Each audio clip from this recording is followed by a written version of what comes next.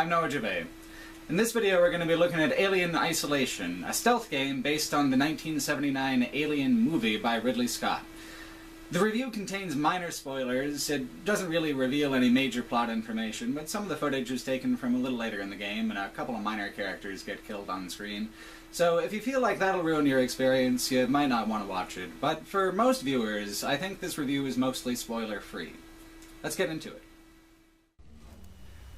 The first Alien movie has a truly timeless quality to it. When it came out in 1979, it was groundbreaking. Not only was it an uncompromisingly scary movie, it was a triumph of technical production. Horror movies and sci-fi movies, not to mention games, have been chasing its shadow ever since. Few have actually matched its intensity, clarity of horror, and iconic set design. Not even Prometheus, the director's own decades-later follow-up. Games in the Aliens franchise have almost universally followed the mood and iconography not of the first movie, but of James Cameron's action-focused sequel. But after the unmitigated disaster that was Colonial Marines, the only way out of the hole Sega dug for itself as gaming's caretaker of the franchise was to completely refocus the way the player approaches not only the gameplay, but also the monster itself. The only way out of the hole was to return to where it all began, an attempt to recapture the breathless, nail-biting tension of the original film. I'm incredibly happy to say Alien Isolation accomplished exactly that. One of the most iconic things about the Aliens franchise is how, to be faithful to the original films, its technology is forever locked in time. The 1986-era technology of the second film is plenty nostalgic, and most franchise games know that. Even Colonial Marines was willing to put in at least some effort to emphasize the bulky Neo-Vietnam look of the Marines' equipment. But the 1979 original was at the very dawn of computing as a popular phenomenon, and the chattering, clacking, faded green look of its equipment looked so much more dated than the 1986 designs. In past Aliens games, faithfulness to the sounds and iconography of the movies took rough-around-the-edges gameplay and transformed it into a much more immersive experience than it might have otherwise had a right to be. Alien Isolation is no different. Its unbelievable faithfulness to the sights, sounds, and moods of its source material takes game design that's extremely interesting but not necessarily cohesive, and elevates it into something that's absolutely mesmerizing. How they worked in the clunkiness of the original film's technology is absolutely brilliant and feels effortless. Almost the entire game takes place on a space station called the Sevastopol, owned not by Weyland-Yutani, the franchise's go-to corporate boogeyman, but by a second-rate, failing conglomerate called Seegson. Sevastopol has been around since the Nostromo went missing over a decade ago when Isolation begins, and it's been an economic freefall the whole time. The station is outdated, broken, all but abandoned, and in the process of being decommissioned. Nothing works right, and the only folks around are the folks that are pulling apart. So, of course, everything looks 35 years out of date. The station itself is decades out of date. It's such a simple, perfectly natural way of introducing and maintaining the late 70s flavor of the Sevastopol. The late 70s aesthetic is pitch perfect as well, like how Bioshock's Rapture uses Art Deco to make the familiar seem exotic and give greater character to the setting's architecture than a sleek modern look ever could. The Sevastopol's 20 to 25 hours of blood and terror are simply much more memorable against the curved, flowing plastic and pleather of the 70s corporate aesthetic. The Sevastopol is a very industrial place, however, and the use of period-specific visual design is really mild compared to Rapture. Like many things in the game, it's relatively understated. The architecture itself is balanced not only for realistic use of space, it seems like a space station that was designed as and could be used for its intended purposes if there wasn't a horror from the stars slaughtering everyone aboard, but it's also designed for gameplay, with multiple routes, interconnecting levels, and sealed passages that are carefully balanced for what the player actually needs to do in the game, action-wise, while never sacrificing that sense of true placefulness. Another key to the first film's success, besides its realistic working-class depiction of life in space, is its amazing use of lighting and set design. The Nostromo, the ship of the original film, is an absolute maze of pipes, steam, and darkness, offset by bright, white, sterile spaces. Both feel oppressive. It's key in establishing the mood of the movie. The ship, which is supposed to support and protect the crew, is actually just this vast, empty, uncaring heap of metal. There is no safety or comfort in the technology that's supposed to be our greatest strength. In fact, it favors the monster. The monster is possibly even better suited to it than the humans. The Sevastopol functions the exact same way, on a completely uncompressed timescale compared with the movie. In the movie, everything is cut down to its purest moments of tension, terror, and release. That's why it's so good. It's told in a linear way that presents its horror with the greatest clarity and impact over 2 hours. Isolation doesn't and can't do that. Your experience in Isolation is, in the grand tradition of Half-Life, a one foot after the other, player-driven, real-time slog from one end of the station to the other, back again, and more in your bid for survival and escape. The movie had just the right moments. Isolation, by virtue of its design as a game, had to include all the moments, big and small, meaningful and trivial. It's the experience of the first movie, but completely uncompressed. Isolation is, in my book, an incredible success for maintaining its tension across that entire uncompressed length, and its lighting and particle effects have a lot to do with that. The game runs much more smoothly than Colonial Marines and looks worlds better. In fact, it looks flat-out beautiful more often than not. Its moody, vivid lighting and its great success in fire and smoke effects take a tense gameplay experience and ratchet the tension and immersion up even higher. Sound design is similarly used both naturalistically and for gameplay purposes. Every single action you perform not only takes time, but makes noise, from the dull thunk of a cut panel dropping to the floor to the shrill beeps of your hacking tool as the sound echoes down the blood-stained hall. It's not just moody, it's potentially fatal, because Isolation is, in a genuinely fresh and thrilling way, a game that cares as much for its Minotaur as it does for its Labyrinth. In previous Aliens games, it was the mass of aliens that was frightening. They were everywhere, coming out of the goddamn walls, and while each one was lethal, you had an arsenal to kill them all, and their queen besides, if you could only just keep pushing through. Only the queen was ever really individually intimidating, and the only time a bullet wasn't usually the satisfactory solution. This game completely shifts the focus away from the alien as a hive creature, emphasizing instead how the creature is, on an individual level, an almost perfect hunter. Isolation accomplishes this shift in how the player views the alien, no mean feat after so many games with them serving as bullet sponges, in several clever ways. First is simply physically. The thing is 8 feet tall, and you are most certainly not. It's huge. It has a very real, very intimidating presence in the game world. It's animated beautifully, the way it stalks, the way it charges, the way its tail snakes along the floor, inches from you as you hide under a desk. It's the best visual representation of Geiger's original vision of the monster in a game, the best by a mile. Second is that it really is practically invulnerable. If it sees you, you die. It will kill you. Guns won't help. Your MacGyvered gadgets might not help. Running will only make it worse. You are hopelessly outclassed by this terrifying beast, and you will never be remotely as powerful as it is. The whole tone of how the player experiences the creature is different from anything before it. It's not a video game enemy, it's not a video game boss, it's a video game nemesis, and that's a rarer thing by far. And finally, it's the key to making the uncompressed narrative of Isolation's events work so well. The behaviors of the alien are totally unscripted, with a couple incredibly rare plot-driven exceptions. The actual plot of Isolation occupies maybe 2 of the 22 hours you'll spend playing it. The other 20 are mostly about the emergent, situationally unique cat and mouse between you and the creature that plays out as you attempt to navigate the Sevastopol. The stomp of its feet on the metal floor, the clunk and rustle as it enters and exits vents, its terrifying hiss when it spots you and you know you're doomed, again, just like in the movie. The alien is at its scariest when you can't see it, when all you know is that it's huge, it's lethal, and it's very nearby. When you do see it, you're either about to die or you've got the drop on it. For now. But attacking does no good, so you've got to outsmart it. Luckily, the game makes that really, really fun. The player spends most of the game in a hesitant crouch, and that's okay. The spaces you're trapped with the alien in are so small and claustrophobic that it isn't enough to try to figure out its hunting pattern. Impossible, really, since it has no pattern and reacts mostly to player noise. You have to buy yourself time and misdirect it. To this end, you have an arsenal of distraction. And an arsenal of guns, but the guns are pretty much useless. There are certain parts of the game where you're under attack by the frightened, starving survivors of the Sevastopol, and others where you're pitted against the cheap Seegson androids they call working Joes. If the alien is around, gunfire will draw it out, and it'll eat you in seconds. If not, there are moments where first-person shooting is an option in Isolation. These segments let Isolation's weaknesses show in ways that don't really present themselves when the alien is around.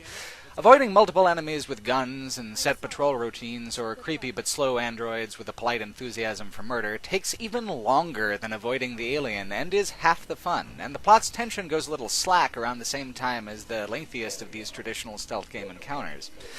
Isolation is not a shooter, and discourages you from shooting.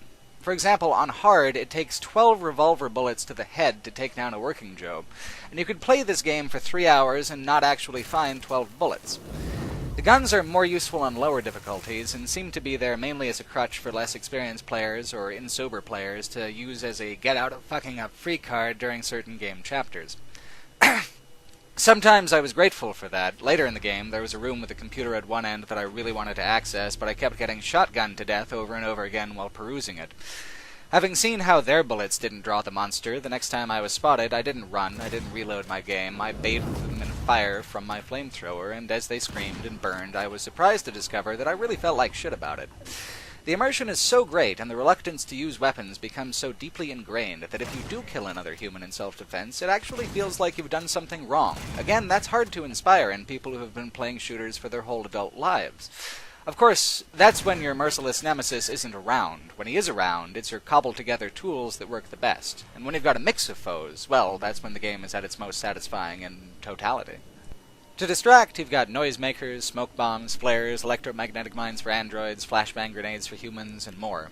A common use would be tossing a noisemaker down one hallway while you quickly sneak down another to unlock a door, but they all interact in unexpected ways. For example, I was having trouble dealing with an android, so I laid down an electromagnetic mine. The sound of the mine exploding brought the alien out, and it blocked my path just the same as the android, and when the android recovered, it regarded the alien with a flat puzzlement, then kept looking for me. Total flop. Compare that to the time that I was on a balcony overlooking some folks who had taken up defensive positions around an elevator I needed to get to.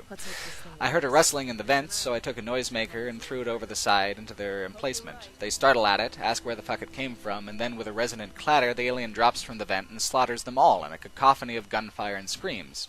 I didn't see it, I was hiding, but I heard every last pained gurgle of the folks that were blocking the path. And when I came out after I couldn't hear the alien anymore, I looted the corpses as they lay, torn apart over the barricades. Brutal, brutal stuff that emerges anew with each playthrough from how the player chooses to use the tools they're given, constructed through a simple but satisfying crafting system. Even your utility items, like your cutting tool and your hacking tool, contribute to the tension of the game. All cutting and hacking, as well as switch pulling and really any time you interact with an object, occurs in real time with player input. Hacking requires a brief 70s-inspired minigame. You must move your cutting torch with your keys. The alien could sneak up behind you any time you're distracted by these activities. It's actually much more likely that it will sneak up on you because of how much goddamn noise it makes to do these things.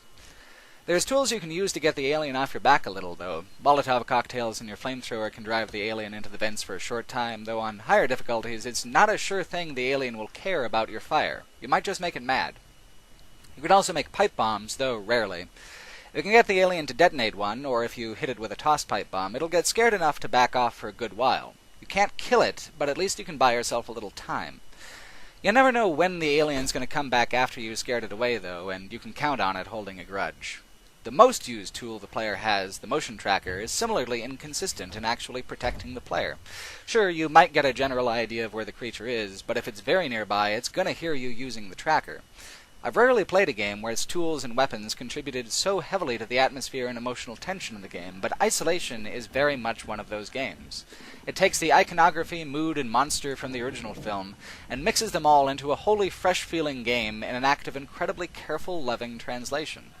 Alien Isolation isn't a great game just because of the franchise. It's a great game because of its unique and thoughtful interpretation of the series' tropes. Isolation is best when it's doing its own thing, standing on its own 2 feet alongside other entries into the franchise. You can see that most strongly in the release day DLC, which takes scenes from the film and recreates them whole in the format of the game. The first of the 2 small DLCs takes place right before Captain Dallas goes into the vents to flush out the alien in the original movie. The game lets you play as either Ripley, Parker, or Dallas. It makes no real difference, other than dialogue changes. What's most surprising about these DLCs is how relatively short and cheap they both are. Crew Expendable is well priced at $3.99. It isn't offered as a big deal DLC, just a fun extra, and that's how it's played. Isolation had already reunited the original cast to record Nostromo logs that are hidden throughout the Sevastopol and require extensive backtracking to find all 10. Judging by Steam achievements, almost no one has bothered to get all of the Nostromo logs so far. But with the whole cast on hand and excited to do Aliens work, why not do this quick little DLC? I think, despite its slightness, it was a good call. Since so much of the Sevastopol was inspired by the Nostromo, much looks the same there. It's only a few key, critical, iconic inclusions like the sleep chamber that make it really seem like the ship in the first movie. It's suitably dark and oppressive, but I was really expecting it to be so much better. I think this is where the compressed versus uncompressed Alien experiences come into conflict. I expected a visit to the Nostromo was going to be a white-knuckle, brown-pants experience like the movie was, but instead, the hiding under desks and collecting scraps that kept me going in the main game seemed onerous here. In the movie, the Nostromo only held the terrifying moments. Translation into the game requires it to translate the mundane moments too. If the DLC is only 20 minutes long, why collect stuff? Is hiding in this locker more exciting because it's on the Nostromo when it's pretty much the same as the other hours I spent hiding in lockers in the main campaign? The DLC's big-ticket moment is the Dallas in the vents scene, and while he dies there in the movie, here you survive this incredibly intense encounter. It's the best part of the DLC, and it's the most successful recreation of a single movie scene. After, you try to trap the alien in the airlock, but the door jams. It's strongly implied that Ash, the android, sabotaged the door. It's a clever move, allowing this what-if scenario to play out without changing the movie's outcome in any way. To be honest, it's worth $4 just to hear the cast working together again. For all its cheapness and shortness, a lot of love was put into Crew Expendable. More love than anything I ever saw in Colonial Marines, certainly. And the next DLC is even more intense anyway. The next DLC, Lone Survivor, focuses on the movie's final moments aboard the Nostromo, starting when Parker and Lambert are killed by the alien while gathering supplies for the emergency shuttle. You don't interact with any characters here, it's just you, as Ripley, making your way to the self-destruct and then back again before the ship detonates. That's the whole DLC, which also takes about 20 minutes. A few changes were made to the scene to accommodate the pacing and style of Isolation compared to the movie, the first being that you see Parker and Lambert's bodies in a definitive way, and the second being that you never go back to try to abort the self-destruct sequence. You set it, and then you escape. The level itself is pretty good, but like Crew Expendable, Lone Survivor's map just isn't as impressive as the Sevastopol, however you cut it. There's two things that make Lone Survivor a solid, worthwhile addition, however, and the first is the climactic fight from the monster along the steam and light-filled corridors as the self-destruct spools up. Like the recreation of the moment of the vents from Crew Expendable and the movie, the recreation of Ripley's exodus is the strongest part of the DLC, from both a gameplay and visual design perspective. In all that noise and smoke, it's almost impossible to tell where the alien is. How easy it is for the alien to find you. Compared to how slowly a player normally moves through the map in Isolation, 5 minutes to get back to the shuttle is barely any time at all. The second thing is Sigourney Weaver's voice work. You can tell she actually cared about voicing Ripley again, and even just the little offhand comments when you encounter a locked door are done with the same quality of stoic terror she brought to her original performance 35 years ago.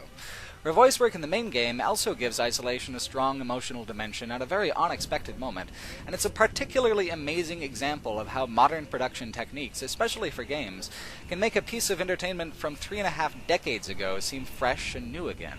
But you don't really get that from the DLC. The DLC is mostly just an extra for Aliens fans. It's not just true on the basic narrative level that the main character in Isolation is Ripley's daughter, it's true for the game as a whole as it relates to the franchise. From 35 years of Aliens media, this game is the most genuinely faithful follow-up to the first movie. Even Ridley Scott himself missed the mark by a huge distance with his prequel of sorts, Prometheus. Isolation is a worthy sequel because of how it isn't content to simply retread, how it's driven by this incredible momentum of interlocking elements, your vulnerability, the threat of the Sevastopol, the threat of the alien. Isolation is weak when it simply imitates the film like the DLC, and it's weak when it acts like a run-of-the-mill stealth game like its late-middle portions. The closest game to Isolation I've ever played is actually in a whole different genre, L.A. Noire. Noire is the only other game I've played that seems to truly understand the intricate ways that games and films can interact with and reinterpret one another even decades later. Like Isolation, Noire is so consumed with loyalty to his chosen subgenre that it lacks a certain mass appeal. Namely, Noire was an open-world game that didn't care it had an open world, and Isolation is an exploration game that tries to punish you for exploring. That's the challenge and the thrill, to be alone and vulnerable in an impossible situation. Isolation's save spots, marked by emergency phones that, like everything else in the game, take time and make noise to use, are few and far between. Getting eaten means losing huge chunks of gameplay. This keeps the player truly vulnerable and keeps the tension ratcheted way up. Every hallway is a victory, but you have to press forward into unknowable peril to keep the victory.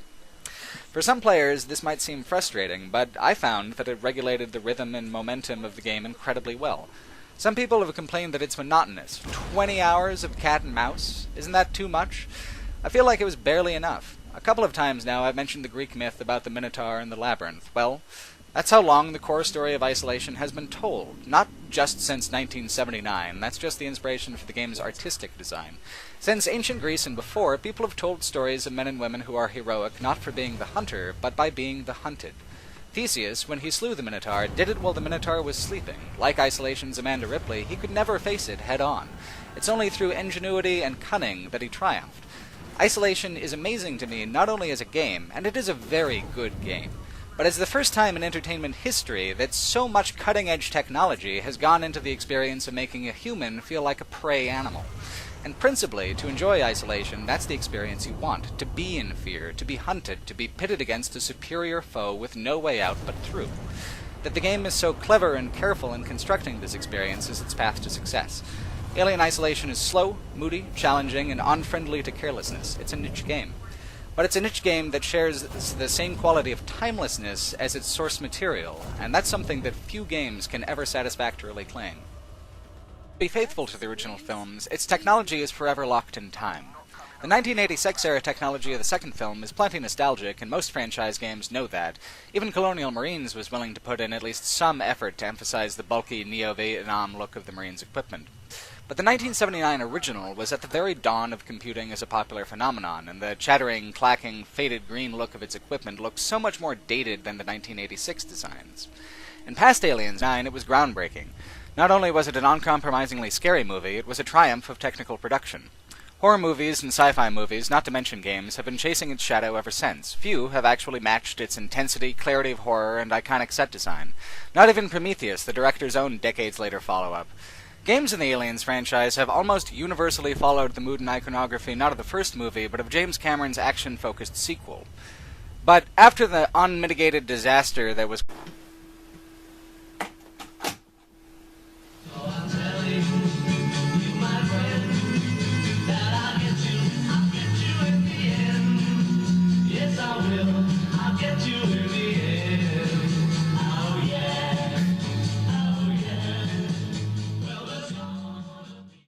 Hi, I'm Noah Jabay. In this video we're going to be looking at Alien Isolation, a stealth game based on the 1979 Alien movie by Ridley Scott. The review contains minor spoilers. It doesn't really reveal any major plot information, but some of the footage is taken from a little later in the game, and a couple of minor characters get killed on screen. So if you feel like that'll ruin your experience, you might not want to watch it. But for most viewers, I think this review is mostly spoiler-free. Let's get into it. The first Alien movie has a truly timeless quality to it. When it came out in 1970 Colonial Marines, the only way out of the hole Sega dug for itself as gaming's caretaker of the franchise was to completely refocus the way the player approaches not only the gameplay, but also the monster itself.